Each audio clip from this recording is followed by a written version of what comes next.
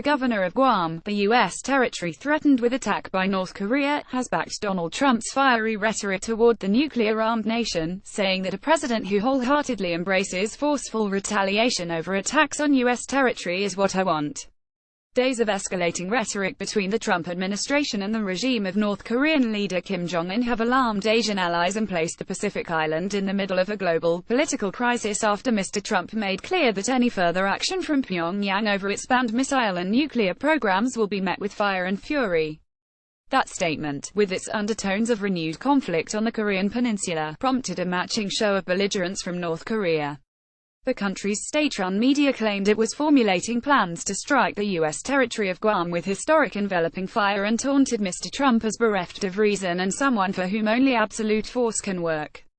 It is not the first time North Korea has threatened Guam, a small United States territory that hosts a U.S. military outpost. But the North Korean military's claims via state media that it would have plans to strike Guam with 4 missiles completed by mid-August reverberated around the world. In an interview with Fox News, Guam Governor Eddie Calver struck a defiant note and backed Mr. Trump's saber-rattling. "I want a president that says that if any nation such as North Korea attacks Guam, attacks Honolulu, attacks the West Coast, that they will be met with hell and fury," Mr. Calver said during an appearance on Tucker Carlson Tonight. North Korea's state-run KCNA news agency said that the country's army will complete the plans in mid-August for the firing of 4 missiles, citing General Kim Rak-yom, commander of the strategic force of the Korean People's Army. The plans called for the missiles to land in the sea only 18 to 25 miles from Guam. In remarks to reporters in Guam, Mr. Calver struck a reassuring tone, saying this is not the time to panic, according to the Pacific Daily News. The war of words between the two nations was sparked by reports that North Korea had successfully miniaturized a nuclear weapon to place atop a ballistic missile. Tensions had already been raised by 2 intercontinental ballistic missile ICBM tests by Pyongyang in July, and NBC News reported on Thursday that multiple U.S. intelligence agencies, including the CIA, now agreed that the North had taken the significant step of miniaturizing a weapon.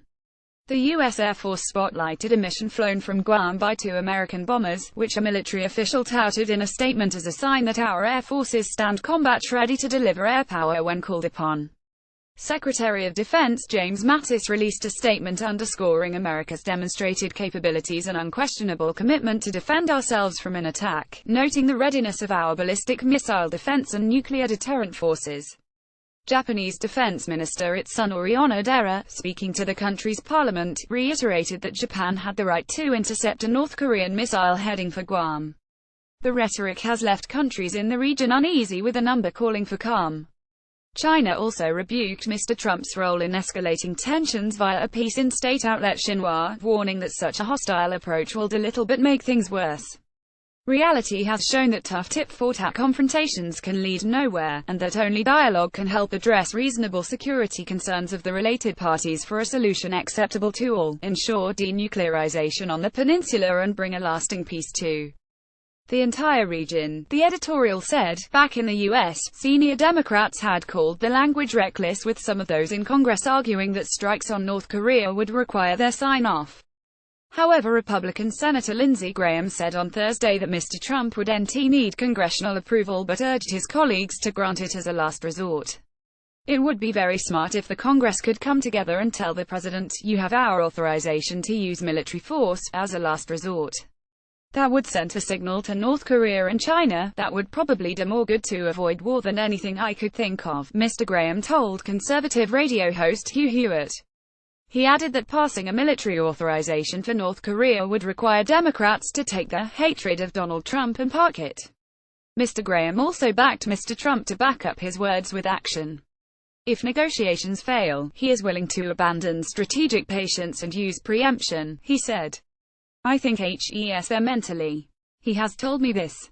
I'm 100% confident that if President Trump had to use military force to deny the North Koreans the capability to strike America with a nuclear-tipped missile, he would do that," Mr. Graham added.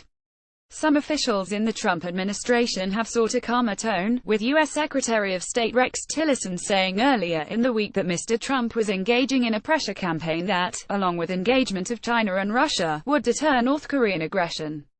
Both nations' representatives on the United Nations Security Council voted last week to impose new sanctions on North Korea in an effort to force the nation to abandon its nuclear ambitions. However, former diplomatic officials have criticized Mr. Trump. Susan Rice, who served as National Security Advisor to Barack Obama, wrote an opinion piece lambasting Mr. Trump's dangerous path and warning that the president had either indulged in the folly of an empty threat or was pondering the lunacy of war.